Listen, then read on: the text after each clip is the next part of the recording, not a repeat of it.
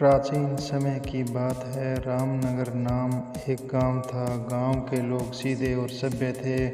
वह लोग दिन भर खेत में कार्य करते, कुछ समय तक मवेशियों को चराते, उनकी सेवा करते। रात में सभी अपने घर में आराम से सोते। एक दिन शाम के समय कुछ ग्रामीण अपने मवेशियों को गांव से दूर खेतों में छोड़ आए ताकि यह जानवर अच्छी तरह से चर सकें, क्योंकि उन जगहों में चरागाह अधिक थे। जब शाम को वह लोग अपने मवेशियों को वापस लाने लगे तो उन्हें 2 बछड़े नहीं मिल सके। कुछ दूर आगे बढ़कर लोगों ने देखा, लेकिन कुछ पता नहीं चल सका। अंत में ग्रामीण निराश होकर अपने घर वापस आ गए। दूसरे दिन से अपने मवेशियों को उधर ले जाना बंद कर दिया। वह गांव के आसपास ही अपने जानवरों को चराने लगे। एक दिन अंधेरा हो गया। सभी लोग अपने मवेशियों को बांधकर अपने दरवाजे पर बैठकर गपशप कर रहे थे। घर की औरतें पर्दे के लिए बाहर गई हुई थी। किसी ने हल्ला किया कि माँ को कोई जानवर पकड़कर ले गया है। हम लोग किसी तरह जान बचाकर भागे। गांव वाले घबरा गए। कौन सा ऐसा जानवर है जो परेशान कर रहा है? 2 दिन पहले 2 बछड़े पकड़कर ले गया और आज एक महिला को भी ले गया। मानो अब यह गांव तक भी पहुंच चुका है और प्रतिदिन किसी न किसी को अपना शिकार बनाना चाहता है। गांव वाले परेशान थे। उन्हें रात दिन नींद नहीं आती थी। कम से कम उसे देख भी लें, तब हम लोगों को विश्वास भी हो जाएगा कि इसी की करामात है। ग्रामीण दिन रात उसी जानवर की खोज में निकल पड़े। सभी लोग एक साथ डंडा, भाला, फरसा आदि लेकर निकल जाते। वह लोग उधर निकले कि बाघ गांव के एक बच्चे को लेकर भाग गया। कुछ लोगों ने उनका पीछा भी किया, लेकिन वह नहीं पकड़ सके। सभी लोग पहचान लिए कि जानवर बाघ है। उसी की करामात है जो प्रतिदिन मनुष्य और जानवर को अपना शिकार बना रहा है। लोगों ने उसे उत्तर दिशा में जाते हुए देखा था, अतः वह समझ गए थे कि यह उसी दिशा में कहीं पर रहता है। अब सभी ग्रामीण इकट्ठा होकर प्रस्ताव रखा कि हम लोगों को उत्तर दिशा में चलकर देखना चाहिए कि यह बाघ कहाँ पर डेरा डाले रहता है। दूसरे दिन सभी उत्तर दिशा की ओर चल दिए। बहुत दूर चलने के बाद वह लोग एक खाई के पास पहुँचे। वहाँ पर उन्होंने देखा कि जानवर और मनुष्य के कंकाल पड़े हैं। लोग समझ गए कि बाघ इसी खाई में रहता है और शिकार पकड़कर उसी खाई में लाता है। उसी गांव का एक नवयुवक था जिसका नाम अनवर था।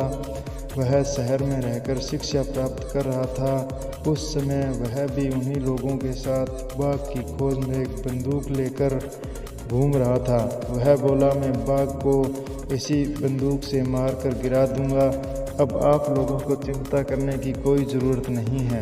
आप लोग मुझे थोड़ा सहयोग करें। सभी लोग बोलने लगे, हम लोग सहयोग करने के लिए तैयार हैं। आप जैसा कहें, हम लोग सहयोग करने के लिए तैयार हैं। अनवर बोला, आप लोग सभी हथियार लिए इस पेड़ की आड़ में छिप कर बैठ जाएं और बाघ को देखते रहें। वह पेड़ खाई और गांव के बीच रास्ते पर था। बाघ जब चलता तो उसी रास्ते से होकर गुजरता था, इसलिए अनवर ने ऐसी सलाह दी थी। वह स्वयं उस पेड़ पर चढ़ गया और डाली पर छिपकर बंदूक का निशाना लगाए बैठ गया। संध्या का समय था। सभी लोग निडर होकर बाघ की प्रतीक्षा में बैठे थे। धीरे धीरे अंधेरा भी छा रहा था। वातावरण शांत हो चुका था, मानो प्रकृति ने भी बाघ के भय से कांपकर मौन धारण कर लिया हो। ऐसी स्थिति में बाघ धीरे धीरे अपने निश्चित स्थान पर चलने की तैयारी कर रहा था। वह उसी रास्ते में खाई से चल चुका था और आगे की ओर बढ़ रहा था। धीरे धीरे वह पेड़ के नज़दीक पहुंचने वाला था। पेड़ की आड़ में छिपे ग्रामीण बाघ को देख रहे थे और अनवर की तरफ इशारा कर रहे थे। अनवर बंदूक में गोली भरकर निशाना लगाए ऊपर की डालियों पर चढ़ता जा रहा था, मानो बाघ को देखकर उसके डर से भाग रहा था। बाघ नज़दीक पहुंच चुका था। ग्रामीण चिंतित थे कि अगर फायरिंग नहीं हुई तो बाघ हम लोगों पर भी आक्रमण कर देगा। अनवर ने तब तक एक टहनी पर पहुंचकर निशाना लगाकर फायरिंग कर दी। गोली निकलकर बाघ की गर्दन पर तो लगी, लेकिन अनवर भी टहनी के टूटने से जमीन पर गिर गया था। बाघ की गर्दन में गोली लगी थी। वह भागता हुआ खाई की ओर वापस लौट गया। ऐसा भयावह दृश्य देखकर ग्रामीण बहुत चिंतित हो गए। लोगों ने सोचा कि अनवर को ही गोली लग गई है, लेकिन अनवर बोला, मैं पतली डाली पर चला गया था और बंदूक के घर्षण के दबाव से डाली टूट गई और मैं नीचे चला आया।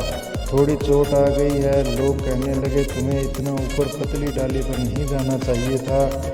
लोग अनवर को लेकर गांव वापस लौट आए। कुछ दिनों के बाद गांव के लोग बाघ को देखने के लिए खाई में गए, लेकिन उन्होंने देखा कि बाघ तो वहां पर मरा पड़ा है। इस प्रकार अनवर की सूझबूझ और समझ से उन लोगों ने बाघ को मार डाला।